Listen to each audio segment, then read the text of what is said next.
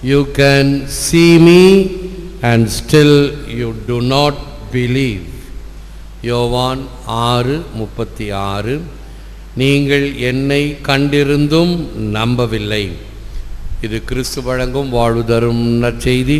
கிறிஸ்துவே உமக்கு புகழ்.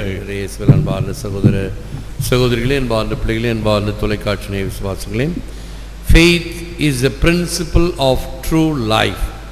Ignatius of Antioch இஞ்ஞாசியார். விசுவாசம் உண்மை வாழ்வின் தத்துவம். அவருடைய படத்துக்கு அருகில் 2 சிங்கங்கள் இருப்பதை பார்க்கலாம். சிங்கங்கள் வந்து அவரை கடித்து குதறி சாகடிக்கும் பொழுது கூட அவர் தைரியமாக விசுவாசத்துக்கு சான்று பகர்ந்த ஒரு தந்தை. அவருடைய வார்த்தைகள், நான் கிறிஸ்துவுக்காக பலியாக போகும் கோதுமை மணிகள். என்னை சிங்கங்கள் தங்கள் பற்களால் கடித்து மாவாக்கி இயேசுவுக்கேற்ற அப்பமாக நான் மாற்றப்பட வேண்டும். நான் திராட்சை பழம், நான் என்னுடைய சாவினால் அது பிழியப்பட்டு இயேசுவுக்கு அந்த ரசமாக மாற வேண்டும் என்று சொன்னவர். ஆகவே அதுதான் உண்மையான விசுவாசம். எதை கண்டும் அஞ்சாத விசுவாசம், துணிவோடு இருக்கின்ற விசுவாசம். என்பவர்களே, இந்த வார்த்தைகள் எல்லாம் ஒருவேளை நமக்கு மறுபடியும் இந்த மறைவுரைகளை கேட்பதினால் ஒரு சிலவற்றை நாம் மறுபடியும் கேட்கிறோம். 2 தடவை 3 தடவை மறுபடியும் மறு ஒளிபரப்பாகிறது, சொல்லப்படுகிறது. ஆனால் எத்தனையோ பேர் இதை கேட்டுக்கொண்டு இருக்கிறார்கள். ஒரு சிலருக்கு அது தங்களுடைய வாழ்வுக்கு பொருத்தமாக இருக்கிறது என்று எனக்கு தொலைபேசியிலே அல்லது இமெயிலிலே அனுப்பி கொண்டிருக்கிறார்கள். கடவுளுடைய வார்த்தை வல்லமையுள்ள வார்த்தை, 2 பக்கமும் கருக்குள்ள வார்த்தை. ஆகவே அது யாருக்கு பொருந்துமோ அவர்களை நிச்சயமாக தொடுகிறது. என்ன பலன் விளைவிக்க வேண்டுமோ விளைவிக்கிறது. Our witness, however, would be hopelessly inadequate if we ourselves had not first contemplated his face. St. John Paul II Pope. முதலில் அவரது முகத்தை நாமே உற்று தியானிக்காமல் சாட்சி பகர்வது மிகவும் பலவீனமாகும். முதலில் நாம் அதை பெற வேண்டும். பெற்ற வாழ்வை பிறருக்கு பகிர வேண்டும். நிலவு என்ன செய்கிறது?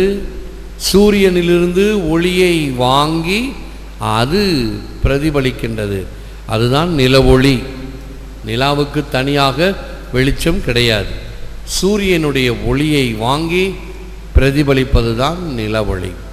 அதுபோன்று நாம் இறைவனுடைய ஒளியை, அருளை, ஆசிரை, இரக்கத்தை நாம் பெற்று பிறருக்கு கொடுத்தல் வேண்டும். பெற்ற வாழ்வை பிறருடன் பகிர்தல். The door of salvation is open. The heart of Jesus is ready to receive us, but we must go to Jesus. We are of course free. மீட்பின் கதவுகள் திறந்திருக்கின்றன. இயேசுவின் இதயம் நம்மை வரவேற்க தயாராய் உள்ளது. நாம் இயேசுவிடம் போக வேண்டும், கட்டாயத்தினால் அல்ல, சுதந்திரமாக. ஒரு மொழி சொல்லுவாங்க, குதிரையை தண்ணி குடிக்கிறதுக்கு தண்ணி இருக்கிற இடத்துக்கு அழைத்து கொண்டு தான் போக முடியும். ஒரு வாய்க்காலோ ஒரு குளமோ அல்லது ஏதாவது தண்ணி இருக்கக்கூடிய இடத்துலையோ அந்த குடிக்க வேண்டியது எது? குதிரை குடித்தா தான். நீ என்ன தான் அதனுடைய முகத்தை வச்சு தண்ணியில் முக்குனாலும் அது பிடிவாதமாக இருந்தால் குடிக்க முடியாது. அதுபோன்று இறைவன் நம் சுதந்திரத்தை விரும்புகிறார். அந்த சுதந்திரத்திலே நானாக உவந்து இறைவனை ஏற்கக்கூடிய மனதை பெற்றிருக்க வேண்டும், தகுதியை பெற்றிருக்க வேண்டும். All that science has taught me and continues to teach me strengthens my belief in the continuity of our spiritual existence. Werner von Braun, who put America on the moon. விஞ்ஞானம் எதை கற்பிக்கிறதோ எனது நம்பிக்கையை இவ்வுலக வாழ்வுக்கு பிறகு தொடரும் விண் வாழ்வை உறுதிப்படுத்துகிறது. விஞ்ஞானம் மெய்ஞானத்தினுடைய முன்பகுதி. மெய்ஞானம் என்பது எப்பொழுதும் இருக்கக்கூடியது, நிறைவு உள்ளது.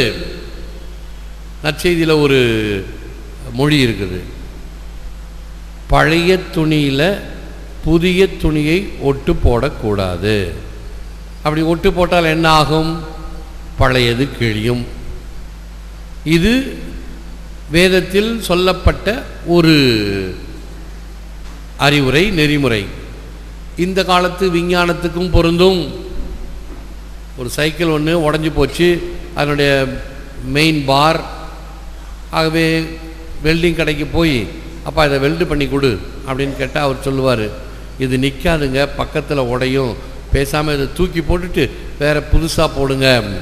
ஐயோ என்கிட்ட இப்போதைக்கு காசு இல்லைப்பா, இப்போதைக்கு நீ வெல்டு பண்ணி கொடு, பிறகு நான் மாற்றிக்கிறேன் காசு வரும்போது அப்படின்னு சொல்லி செய்தால் என்ன ஆகும்? அந்த இடத்துல ஸ்ட்ராங்காக இருக்கும், பக்கத்தில் உடைச்சிக்கும், மறுபடியும் வெல்டு பண்ணும், ரெட்டிப்பு செலவு. ஆகவே எது சிறந்தது? பழையன கழிதல், புதியன புகுதல், புதிதாக வைத்தல். ஆகவே புதிய மதுவை புதிய தோற்பைகளில் சேர்த்து வையுங்கள் என்று அந்த காலத்துக்கு சொல்லப்பட்ட இந்த விழுமியம் இன்றைக்கும் பொருந்தும். அதுதான் மெய்ஞானம். எனவே ஆண்டவர் இயேசு கிறிஸ்துவினுடைய வழிமுறைகள், நெறிமுறைகள் நம்மை இன்னும் அதிகமாக ஆழமாக அந்த சத்தியத்தை உணரவும், உணர்ந்த சத்தியத்தை வாழவும், வாழ்கின்ற சத்தியத்தை பிறருக்கு பகிரவும் நமக்கு கடமை உண்டு என்று கற்பிக்கிறது. முழந்தாள் இருப்போம், ஜெபிப்போம். Lord Jesus Christ, your death brought life and hope where there was once only despair and defeat. Give me the unshakable hope of everlasting life, the inexpressible joy of knowing your unfailing love, and the unquestioning faith and obedience in doing the will of our Father in heaven.